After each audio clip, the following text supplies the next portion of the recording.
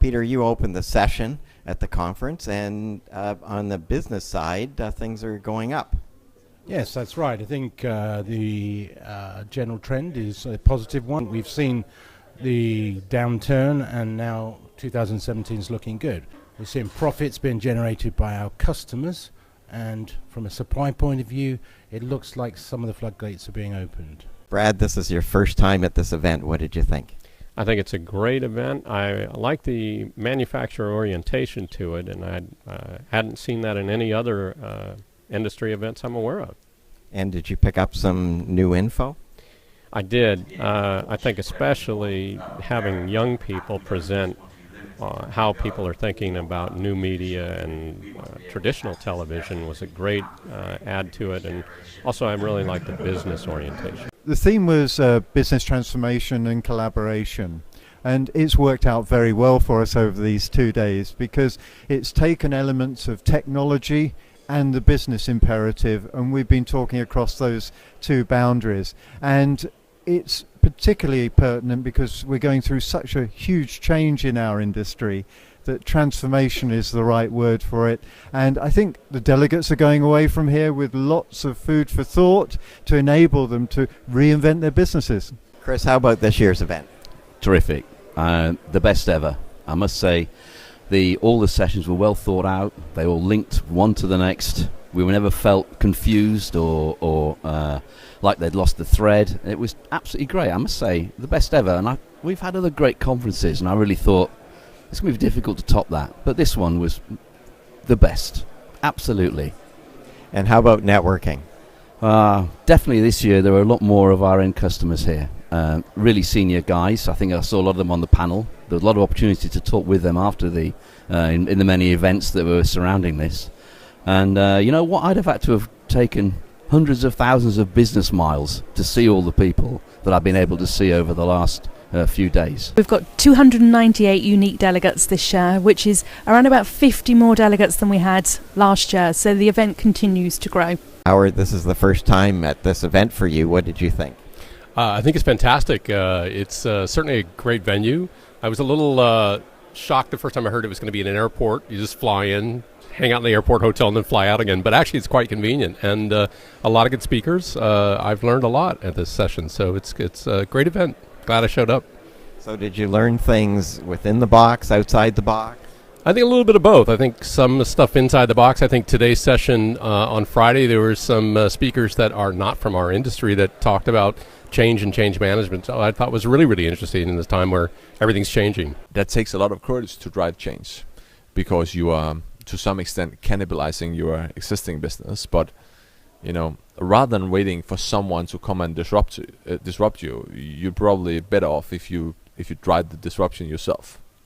So it's become the norm, obviously, in the mobile phone business where you have to have a new model to eat your own young. People are used to that, but not in traditional businesses. The mobile business obviously moves very quickly. You know, the speed with which you have to reinvent yourself is very high and much higher than many other industries. But I would say that I think the more industries that gets digitized, you know, the more industries will also feel that same speed of change. And I showed a slide today that shows the relationship between development in human lifespan and corporate lifespan. And whereas humans live longer and longer, companies live shorter and shorter, and there is nothing that indicates that development is not gonna continue. And that means that, you know, more and more industries is facing a reality where you just have to run and reinvent your business all the time. Today was amazing because really I think it's great to hear that what we need as an industry is to really change and disrupt ourselves like now.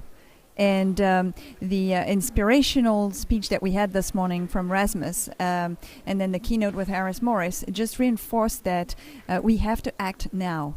And I think this is an important message that we need to take into the next year. Your key message today was to get on with life? Well, yes, it was. I mean, we called it the extinction of traditional technology, but the point we were really making was we live in this unprecedented, wonderful era of amazing amounts of content. But what that means for media companies is managing more complexity than ever before, reaching consumers with every piece of content on every platform. And what it means for technologists is that we have to be much faster and nimbler in the way that we serve them. And a lot of the folks here come from more traditional organizations, some from more disruptive ones, but we all have got to sort of accelerate the pace of play, the pace of change, and the pace of delivery and execution to help the media companies do what they need to do, which is more challenging and more competitive than ever before. Gordon, you were on the supplier panel. What was your takeaway with the other vendors and your own comments? Well, I think that the takeaway I had was, out for the day overall, was that we're still in this inflection period. People think that things are really working, but they're really contemplating how much should move to the cloud. Do people really want to move to OpEx models? Is software really the right thing? And so we see that things are working. We see the example of an all IP studio for live and production. We know that things are operating in the cloud at huge volumes today already. So we know these things are starting to work. I think one of the things is how do we get the industry to fully embrace moving forward? Is really the key thing. Is that how do we position ourselves to be fully enabled in the cloud, to think really about how the cloud changes everything from not just from a series of boxes in a traditional workflow, but how it can really open up the workflow to provide truly multi-platform experiences. It was a good event. I think this was the best show that I've come to. It was the keynotes were particularly relevant for the changes in the industry.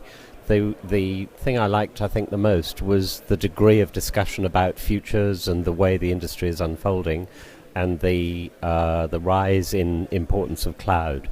And cloud occupied a lot of the discussion, and I think that was very useful. Given that this is to some extent a room of experts, are we a threatened species, or is there something we should be doing to rebuild? My message today is lean into risk tolerance. Don't be afraid to fail, and always be paranoid. Business-wise, that's how you keep abreast of threats to you, new opportunities. Always have trouble sleeping because you're worried that somebody else is going to take your lunch. So your point also was to watch your competitors steal ideas, not IP. Yeah, don't steal IP. But if somebody comes up with a new best practice, keep your eyes open, grab that, adopt that to the degree you're not violating IP ownership and trademarks, patents, but learn from what people are doing. Gave our delegates a lot more in their program and a lot more for their money this year by introducing our masterclasses, which took place on Thursday morning.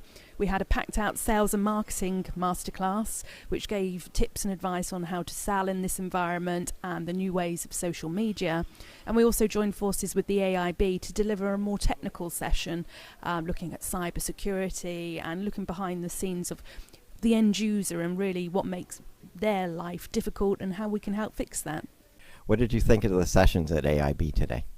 Fantastic. Actually, the conversations were very vivid because a lot of people talk about things like cybersecurity in the principle. Let's start deploying ISO 27001, and that seems to be something that people can aspire to, but actually people need to realize that the production actually has to get on the road. It's quite significant in that regard.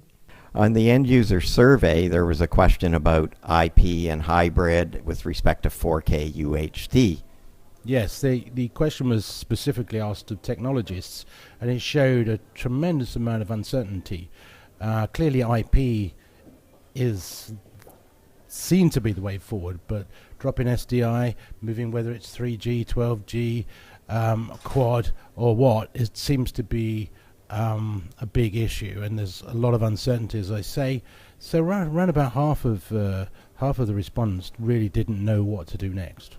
One of the things I talked about today, Stan, was that really audience engagement is all about the story. And so often we're very focused on the technology to deliver the story, but the fact is the users and the viewers, they have no interest in how that technology is getting to them. They just want to know that it's fabulous, that it looks great, it sounds great, and it's delivered on the surface and in the size and resolution that they want it in.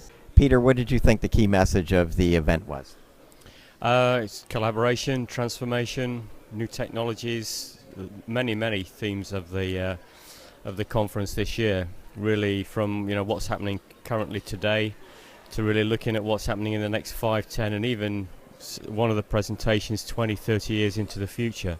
So it's a great opportunity to listen to some great speakers from a really international audience, lots of people flying in from around the world, looking at issues such as standardization, collaboration, and the technologies that are, we're all adopting to, drive the future of the entertainment and media industry. The session was on collaboration, which is super important in this day and age with all the change that's going on. We need collaboration. We had panelists from SMPTE, AMWA, myself representing AIMS, the EBU, and the IET. And one of the unique things about it is those organizations, most of them have been collaborating together, and we're able to talk about how we've done that and the increasing pace of change, and therefore just really encourage, I think, the audience for the need for collaboration. And I'm excited that this is something that's very appropriate as we move into IP and cloud-based services. We need to define how we work together, and I'm encouraged the industry is working together. Paul, you were on the end-user panel at the conference session, and what was your takeaway from what you said, but other people on the panel? I thought it was very interesting that we're all singing a very similar hymn sheet, that we're worried about cybersecurity. We're all wanting to make commercial use of the new product, and actually we understand the vendor's perspective as well, that we have to make it commercially work in all directions. Now, supply chain came up a lot. Are you guys thinking of modifying things? I think the workflow has to change. That is one of the benefits of IP. That's how the supply chain definitely changes. You can change the workflow. In other words, every time we've had a new technology come in, going PAL to component to SDI, SDI to HD, and so on and so forth, there's always been a change in the workflow of the post-production and the television side. This is exactly the same. We're going to get the same change happen when we go to IP. In other words, it is not going to follow that IP just replaces the SDI signal path. It's going to be a completely different workflow, completely different. Al, your point was we're in a linear world and we need to think exponential. That's true, and I think there's plenty of evidence for this over the past 140 years of television, since the very beginning of photo conductivity and selenium. Its quality has improved at an exponential rate, and there's many curves along the way where one old technology dies, a new one takes over. It's never going to stop. Recently, Amazon announced that they'll have an FPGA instance. Now, that means a lot to me, because now what you can't do with computing, you can do with hardware. And a lot of video products have FPGAs in them to get the quality that's required for output timing and frame accuracy and so on. Now you can do that in the Amazon cloud. Now we'll see how that pans out, but I think it's a really tip of the iceberg for our industry as to how that kind of functionality will be leveraged by vendors and end users to build complete broadcast facilities, even live, in a public cloud. Our awards have grown and we're looking to grow them again in the future, but we were really, really pleased that our members came forward and bought tables this year rather than individual places. So they were coming out in their groups and their drones to support their company for the awards that they were nominated for. Oh, this is an excellent event, actually, better than previous years, I think. And the reason for that is that I picked up some fundamental ideas and views on the industry, especially about the customers, that I should have picked up earlier perhaps, but are now stick in my mind. Such as? Well, the thinking about the supply chain. Of course, if you think about it, it's a general concept that applies to every company. But if you think that really our customers start to think in the same way as we as manufacturers, then you understand why the pressure in the section where we are, in the machinery, the supply chain, happens, because I do the same with my supply chain. It's a really good barometer for the industry. It's at a fixed point in time every year. The attendance, it's a well-attended event. The attendees are across a broad spectrum of vendors and producers of content, within the industry, and it gives us a good opportunity as a vendor ourselves, just to take stock on what the industry's up to. Are we in the right place? Are we going in the right direction? And it gives you an opportunity to kind of pause and think kind of thing, take stuff away, regroup, and then invariably start the next year with vigor.